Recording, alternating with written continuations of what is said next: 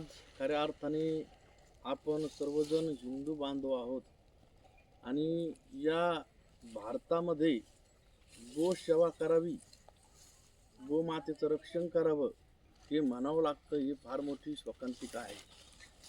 कारण भारत हा कृषीप्रधान देश आहे आणि या कृषीप्रधान देशामध्ये अगदी सर्रासपणाने रोज हजारो गोमातेची कत्तल होते आणि गोसेवकांना म्हणावं लागतं की गोमातेची सेवा करा, गोमातेचं पालन करा, गोमातेचं रक्षण करा.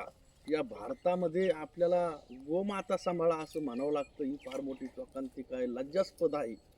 म्हणून प्रत्येक हिंदू बांधवांना विनंती आहे, शेतकऱ्यांना विनंती आहे की आपली गोमाता कसायला न विकता गोशाळेमध्ये आणून घाला, तुम्हाला जर सांभाळायचा जीवावर येत असेल तर.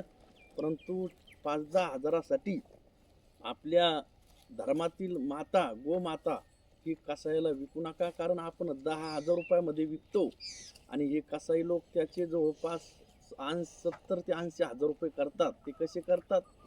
हाडाचा पैसा वेगळा, कातड्याचा पैसा वेगळा आणि मांसाचा पैसा वेगळा.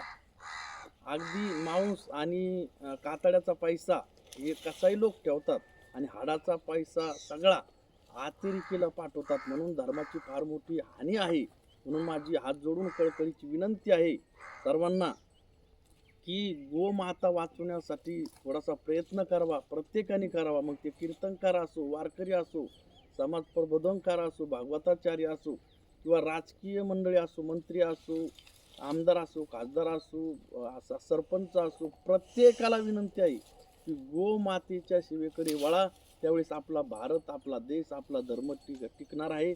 नाहीतर नक्की सांगतो, जशी जशी गोमाता संपत जाईल तसं तसं आपल्या धर्मावरती फार मोठं संकट येणार आहे. हे सर्वांनी लक्षात ठेवा.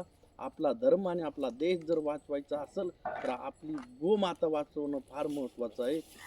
जय श्रीराम, जय गोमाता.